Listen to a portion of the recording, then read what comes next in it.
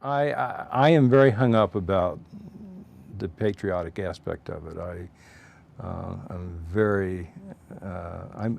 very pleased that I served. I'm very pleased that I went, and especially as I've gotten older and I've started to understand more of history and of the world, I think I would have been very disappointed had I not served.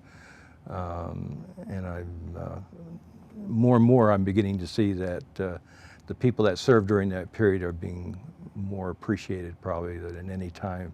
Everybody believed that we shouldn't have been there. Me at that time, I'm glad I went. To be honest with you, I'm glad I went. But see, that's what's so good about this country. You have that right. You can do what you want, just basically, because that's your right. That's what we fought for. They'll tell you you didn't. I mean, I've had big arguments over with my brother-in-law. He was never in the military, so he wouldn't understand. But he's my brother-in-law. I love him, you know. But he can say what he wants. He has that right. And so the freedoms we have, I guess at the time I thought they were worth fighting for, and if I had to do that again, I would do it. You know, politics aside, right, left, center, whatever. I think our freedom was gained, you know, history students will say our freedom was gained through a lot of lives and a lot of sacrifices, and I think that's the way we got it, and it may be the way we keep it, I don't know. We were patriots. Whether you agreed with us being there or not, I was a patriot, and everybody I flew with was an absolute patriot. Back home, patriotism wasn't in vogue, and it was a little tough to handle when you came back.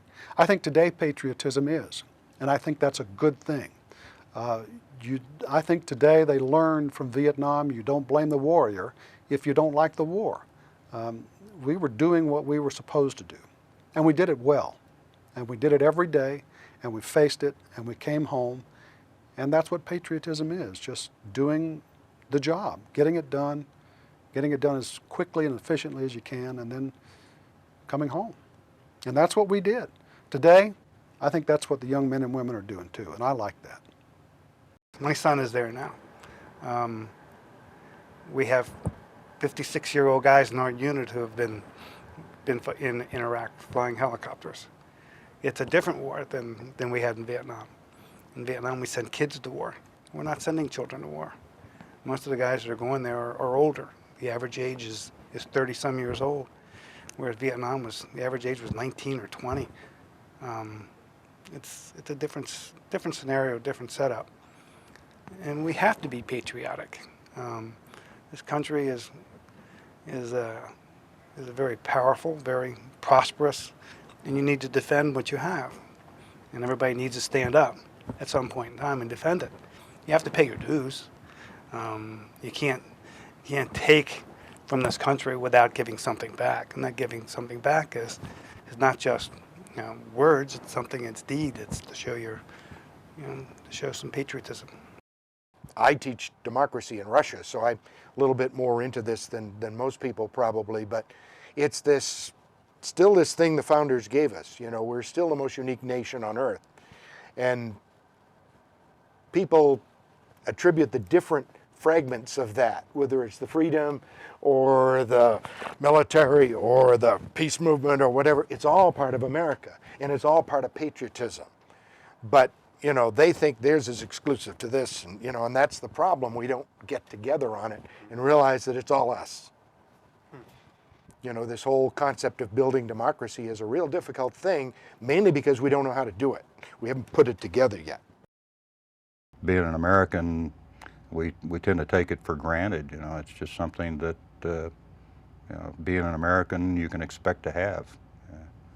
I've been to other countries where people didn't have the freedom, and I sort of felt sorry for them, but fortunately I was born an American, and so I've had freedom all my life. We in the United States live a wonderful, comfortable lifestyle. There are many people in this world who have next to nothing in what we would call dirt poor. I mean, they were probably very happy and that's their lifestyle or what they've become accustomed to. But I just have to be thankful for what we have. I've been fortunate and have enjoyed a career of traveling internationally since my service and my tour in Vietnam. And I've been to Sri Lanka, I've been to Indonesia, I've been to Singapore, Sweden, London, Scotland, Mexico, Nigeria, and this is the best place. And what freedoms we have here, there's no other place that can match our freedoms. In spite of all our faults, in spite of everything I don't like about, we're all critics of everything that we see. There's something wrong with everything. And that's probably right. Everything could be better. But boy, there's no place like the USA. It's just a pretty good place.